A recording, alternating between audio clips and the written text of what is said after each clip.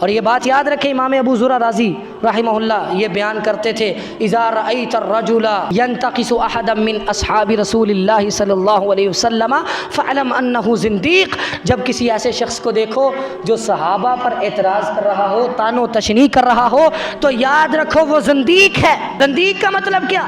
اسلام کو نقصان پہنچانے والا ہے۔ وجہ وذالک ان رسول اللہ صلی اللہ علیہ وسلم عندنا حق والقرآن حق انما ادى الینا هذا القرآن والسنن اصحاب رسول اللہ صلی اللہ علیہ وسلم، کہنے لگے ہم یہ جانتے ہیں کہ پیغمبر علیہ الصلوۃ والسلام بھی حق ہیں، قرآن بھی حق ہے، آپ کی احادیث بھی حق ہیں، آپ پر نازل ہونے والا قرآن ہے وہ ہم تک پہنچایا کس نے ہے؟ صحابہ نے پہنچایا ہے، اور آپ کی احادیث ہم تک کس نے پہنچائی ہے؟ صحابہ نے پہنچائی ہے۔ اگر کوئی صحابہ پر اعتراض کرنے والا تمہیں مل جائے تو سمجھ لو وہ زندیق ہے۔ کیوں؟ کیونکہ دین کے گواہ صحابہ ہیں، دین کے گواہ صحابہ ہیں، اور صحابہ پر طعن کرنے کا مطلب یہ ہے کہ دین کے گواہوں پر اعتراض کر دیا جائے، گواہوں کو مشکوک قرار دے دیا جائے۔ جب گواہ ہی مشکوک ہو گئے تو دین کیسے سلامت رہے گا؟ دین کیسے سلامت رہے گا؟ اس کا مطلب یہ ہے کہ صحابہ پر اعتراض کرنے والا براہ راست دین پر اعتراض کر رہا ہے۔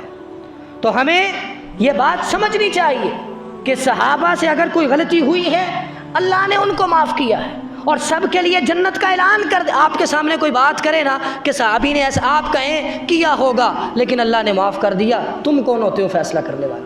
اللہ نے جب کہہ دیا کل وعد اللہ، سب کے لیے جنت ہے، تم کون ہوتے ہو فیصلہ کرنے والے؟ اور دوسری بات اس سے یہ کہو کہ نبی صلی اللہ علیہ وسلم نے جب کہہ دیا اذا ذکر اصحابی فامسکوا، منفی تبصرہ نہیں کرنا، بات ایسی ویسی ہو چپ کر جاؤ، تم ایسی باتیں کر رہے ہو، پیغمبر علیہ الصلوۃ والسلام کی مخالفت کر رہے ہو۔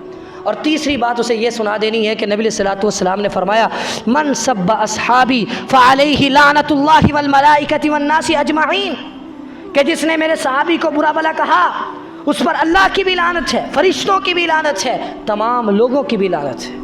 اور دوسری حدیث میں آپ نے فرمایا ان اللہ اختارنی واختار لی اصحابا فجعل منهم وزراء وانصارا واصحارا، آپ نے فرمایا اللہ نے مجھے چنا نبوت کے لیے، پھر میری ساتھ کے لیے میرے ساتھیوں کو چنا، کچھ میرے رشتہ دار بن گئے، کچھ میرے صحابہ بن گئے، کچھ میرے وزیر بن گئے۔ اور یاد رکھو فمن سبهم فعلیہ لعنت اللہ والملائکۃ والناس اجمعین لا يقبل اللہ یوم القیامۃ منہ صرفا ولا عدلا، جس نے برا بھلا کہا ایک تو لعنت ہے اس پر، اور دوسرا کل قیامت کے دن نہ کوئی نفلی نماز قبول ہوگی نہ کوئی فرضی نماز قبول۔